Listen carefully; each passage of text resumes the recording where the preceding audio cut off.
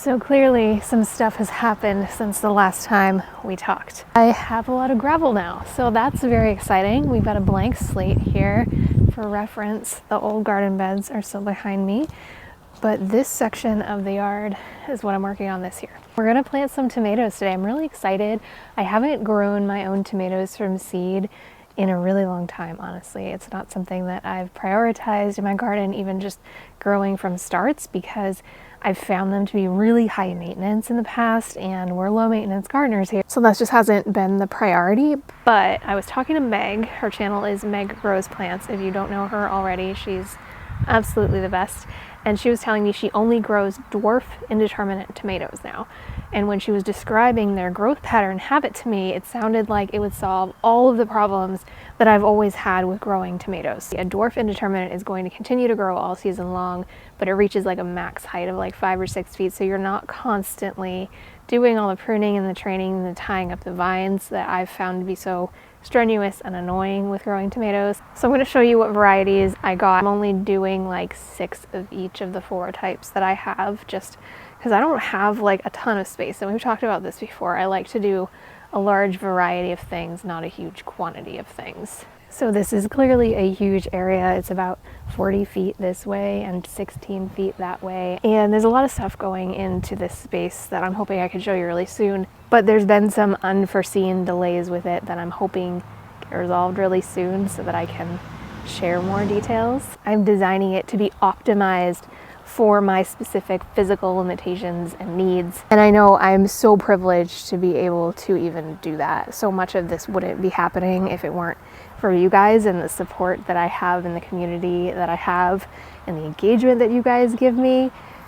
It makes my channel desirable for brands who want to work with me. So none of that would be possible without you guys. So I really, really appreciate it. And I want you to know while I'm building out this space, you don't need any of this stuff to grow your own food. It's nice to have, and I'm setting myself up for success right now because I know I'm in a good space physically with my arthritis and everything, and that won't always be the case. So I'm just taking advantage of this time to set myself up for those days where things aren't so easy for me. Okay, so these are from the Tomato Fest website.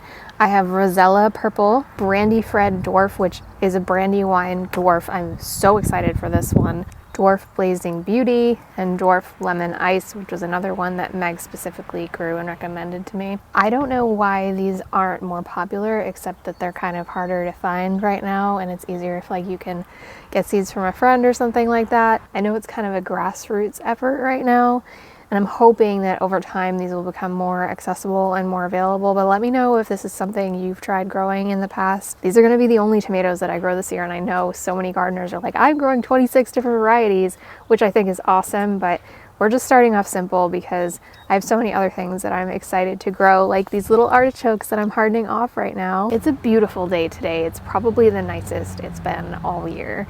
Like the sun is like actually warm, and I'm so thrilled and excited. And of course we've got this beautiful new patio space to be working in. It's still kind of a blank slate right now. I'm in kind of a weird like mental headspace today because it is so beautiful out, which instantly lifts my mood. But there's also just a lot of stuff going on behind the scenes that I'm anxious and stressed to get finished up and under control with getting this whole area set up. Like it's a big project, and I'll just feel better when it's done. There's a lot of timing with things that needs to work out, especially with my chronic pain and my fatigue.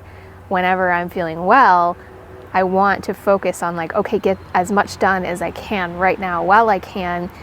And when I can't, because those things are held up by unforeseen circumstances, and there's not much I can do about it, I have to just consciously decide to let it go and make the most of the day and the time that I have and the energy that I have while I have it.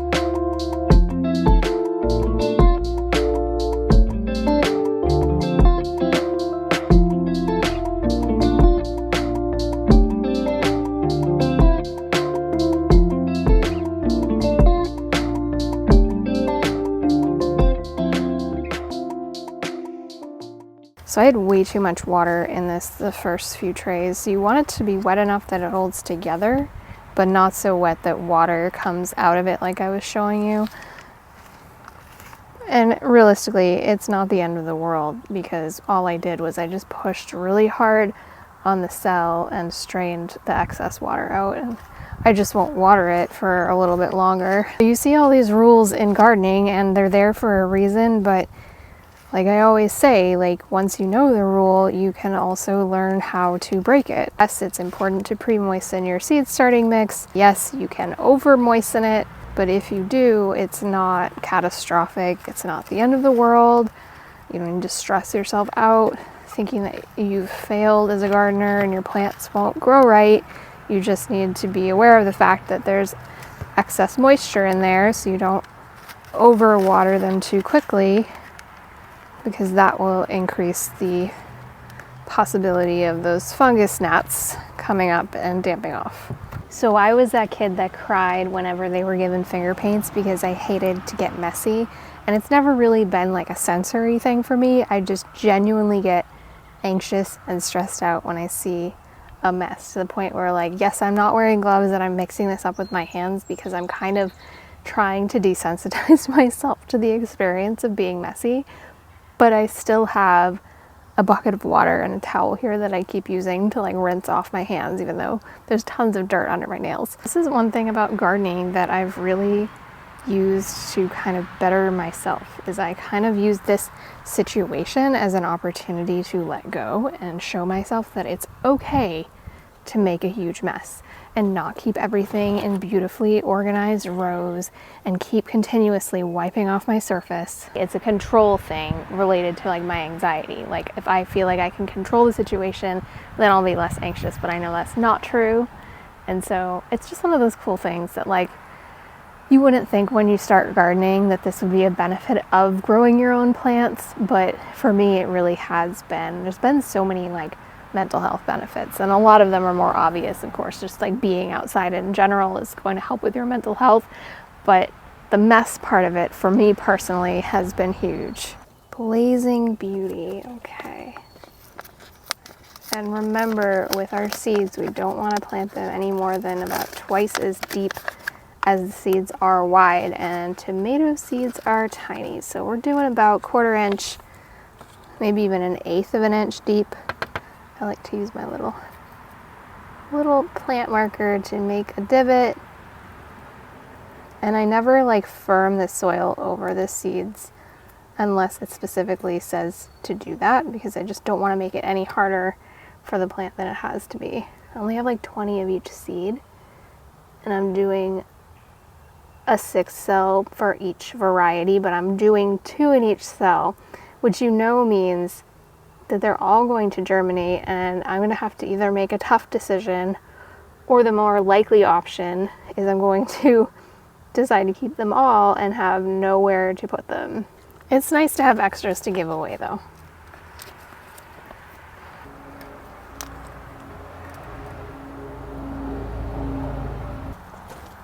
Most important, stay hydrated, friends. It's getting hot out there.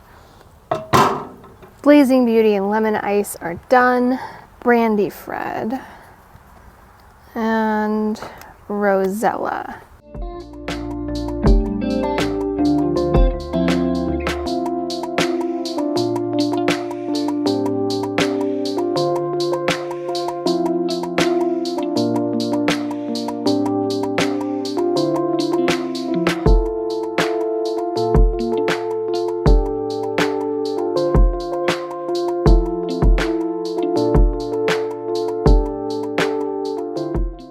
All right, that's the tomato seeds all planted. So now we just have to get these under the grow lights and keep them happy until it's time to plant these out. I won't plant these out probably until the 1st or 2nd week of May, which feels like a million miles away, and tomorrow at the same time.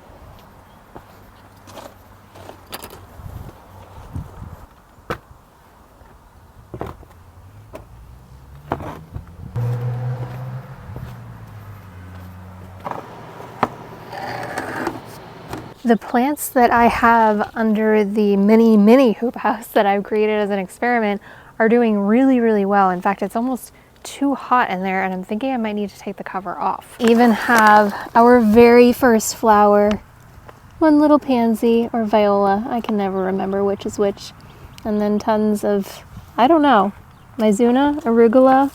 I planted spinach there, I know that. I'm pretty sure that one is kale and one of them is lettuce. I honestly don't remember. I intentionally didn't mark them and intentionally forgot. That's what I'm telling myself because I wanted it to be a surprise. Who doesn't like a little spring surprise? I'm also watching underneath these beds very closely because the mycelium is everywhere. See all this little white stuff? I would guess the next rain that we have, which could be tomorrow, will get mushrooms. All right, friends, that's all for today. Thank you so much for gardening with me and happy growing.